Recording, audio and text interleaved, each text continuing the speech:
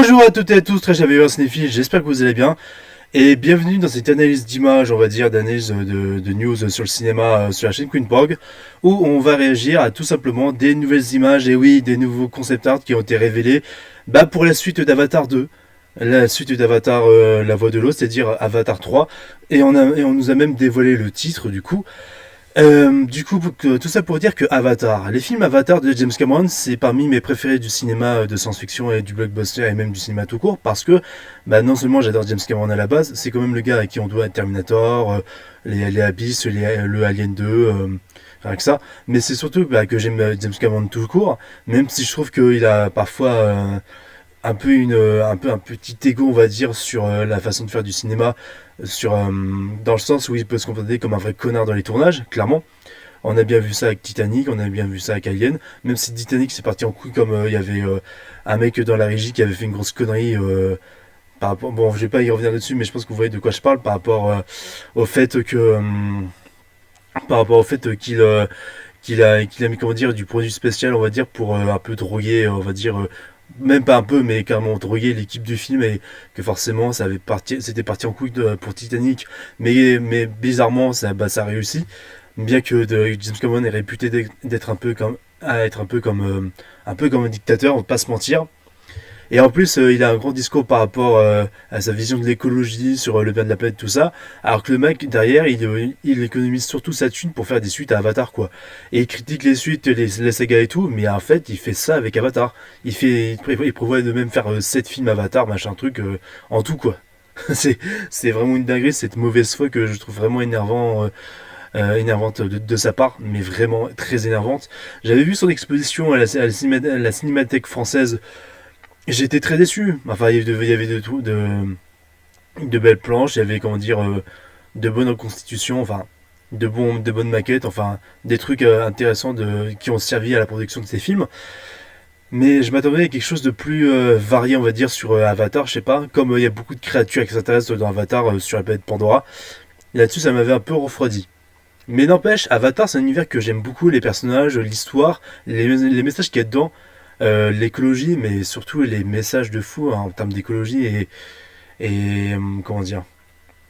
Avatar, c'est quand même le film qui a révolutionné dans les techniques d'effets spéciaux, clairement. Je sais qu'il y a eu Devin Jones avec les Pirates des Caraïbes 2 pour la motion capture, et que Avatar, ça a été une évolution, entre guillemets, sur la motion capture, mais quand même, faut quand même admettre que sans Avatar, on n'aurait jamais eu les effets spéciaux qu'on a dans la planète des singes. Ça, c'est clair et net. On va pas se mentir là-dessus. Mais bon, tout ça pour dire que Avatar, j'ai beaucoup aimé le 1, mais j'adore encore plus le 2. Même si je suis le premier à admettre que quand même Avatar, c'est une histoire assez simpliste sur l'écologie, avec des plans très définis pour chaque personnage, le vrai méchant, le gentil, vraiment gentil. Même s'il y a des moments très marquants qui sont quand même dans Avatar, pas seulement dans la CGI, mais aussi, on va dire, dans la mise en scène, clairement. Mais je suis le premier à admettre que franchement, c'est ultra basique. C'est ultra basique Avatar.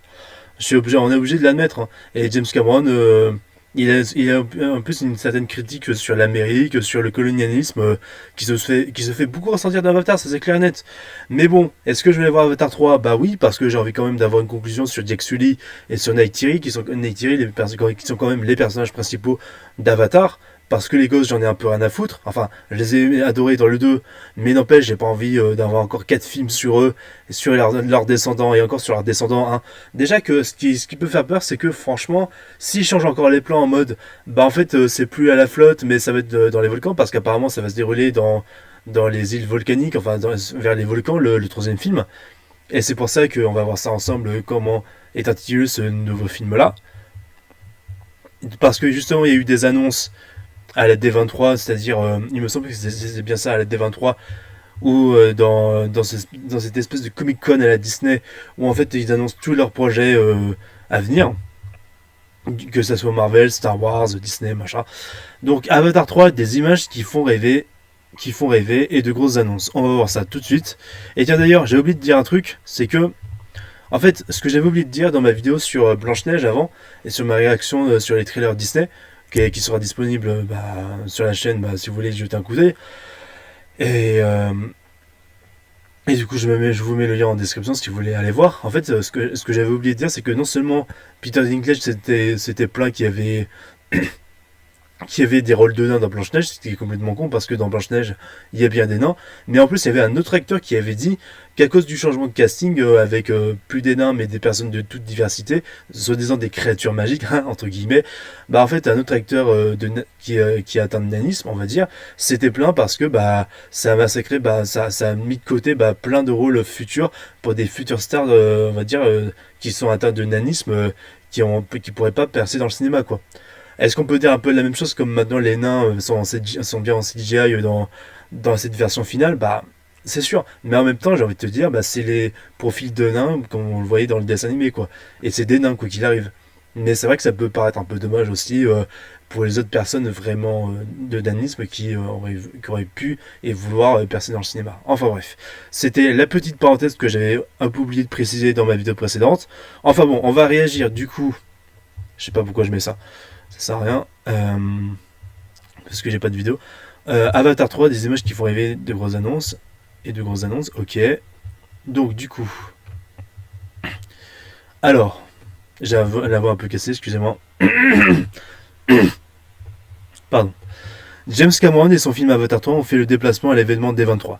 Ah, c'est bien ça, la D23. Nouvelle promesse, j'avais raison. Nouvelle promesse, image inédite. Pardon, titre officiel, on fait le point sur les annonces importantes.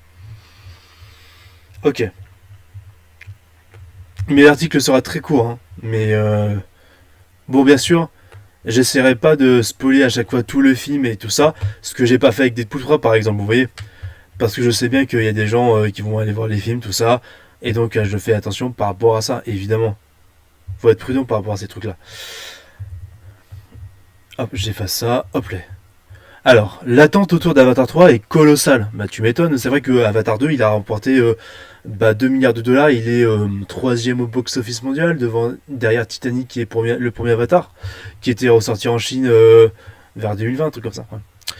Son prédécesseur a absolument tout cassé au box-office, au point de rentrer dans le club très fermé des films qui ont fait plus de 2 milliards de recettes dans le monde entier. Bah, c'est ce que je disais. Une prouesse que James Cameron et ses équipes comptent bien renouveler avec la suite. Ouais, mais pas trop non plus, on veut pas avoir des 8 et 9 avatars, d'accord? Ce serait bien de se calmer un peu, James Cameron. Même si la technique utilisée dans Avatar 2, surtout à la 3D, parce que je suis allé voir 3 fois ce film en 3D Avatar, c'était juste une putain de dinguerie, mais vraiment quoi.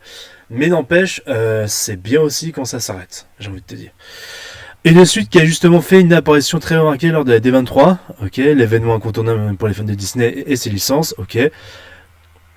Nouvelles images non officielles, voici toutes les nouveautés à son sujet. Ok. Du coup, le retour à Pandora est toujours calé au 17 décembre 2025 dans les salles obscures. Un troisième volet que l'on promet tout simplement énorme et plus abouti visuellement que jamais. James Cameron a profité de la D23 pour dévoiler un nouvel avant-goût des concepts et plus abouti visuellement comme jamais, pardon.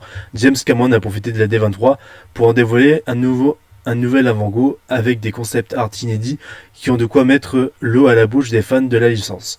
L'eau, le feu, l'air, il ne manque plus que la terre et le compte est bon. Ok, ça va être sur tous les éléments, d'accord. C'est un peu répétitif, hein. Admettons. Ces nouvelles images livrent donc un petit aperçu de la direction que prendra Avatar Fire and Ash, feu et cendre. Puisque tel est son nom officiel désormais, on aperçoit alors le peuple des cendres, vachement original comme nom, et une nouvelle tribu ayant trouvé refuge aux abords d'un volcan et au tempérament de feu. Parce qu'apparemment c'est les méchants de l'histoire, c'est ce que James Cameron avait annoncé. Comme par hasard, merci pour le jeu de mots pourri. Du coup... Alors, voilà. Le courant risque d'avoir du mal à passer avec Sully et ses enfants. Ok. Avatar 3 devrait donc offrir un point de vue plus nuancé sur les Na'vi. Parce que les méchants Na'vi, il a les gentils Na'vi, tu comprends? Hein? Voilà. C'est ce que James Cameron veut nous montrer avec autant de subtilité, ce qui est complètement faux, bien sûr, ce n'est pas du tout subtil. Sur scène, James Cameron a en tout cas promis que le film aura encore plus d'enjeux émotionnels que jamais. Ce troisième volet nous emmènera d'ailleurs dans des directions encore jamais vues. Attendez-vous alors à de nouveaux biomes, cultures et lieux de Pandore inédits. Et lieux de Pandore, enfin Pandora, bref, vous avez compris. Pour le réalisateur, Avatar 3 devrait parvenir à créer la surprise auprès de ses fans les plus fervents. Il estime que ce ne sera pas ce à quoi vous attendez, mais ce que vous voulez. Ok. Patience donc, car même si le tournage est bouclé depuis quelques temps maintenant, il faudra attendre un moment avant de découvrir de premières véritables images du film, puisque la post-production demande un travail immense. Ok. C'est vrai que James Cameron, c'est un gros fan de science-fiction depuis tout petit. Il a lu tous les romans de science-fiction possibles. Il a fait des concept art de fou. Mais vraiment, il fait des dessins de malade dans ses concept art de films. Mais vraiment, c'est incroyable par rapport à, artistiquement parlant pour ce que fait James Cameron. Ça, on peut pas lui en vouloir. On peut pas lui reprocher quoi que ce soit. Mais vraiment. Et je pense même que les concept art qu'on voit là, je pense que c'est lui qui les a fait. Avec ses équipes. Mais on va voir ça maintenant. Du coup, je vais voir si la tête gêne pas. Ok. J'ai quand même réduit un petit peu. Donc, on a on va dire les méchants navis, hein, qui sont dans les flammes, d'accord. Ensuite, on a les Ikrans, encore une fois, ok. Ah oui, il y a des espèces de raies maintenant qui transportent des trucs volants, ok. Intéressant ça. Ok, putain, c'est stylé, hein. Ah, ça a de la gueule, hein. Mais vraiment, après, je vais vous montrer quand même des images, parce que. Enfin, des concept art de James Cameron, parce que là, vraiment, c'est à vous montrer. Donc, le titre officiel du troisième film, Avatar, Fire and Ash. Ok. Alors, je vais vous montrer les concept art de James Cameron, maintenant. Parce que c'est une dinguerie ce qu'il fait, James Cameron, vraiment. Alors. Bah, je peux déjà vous montrer ça.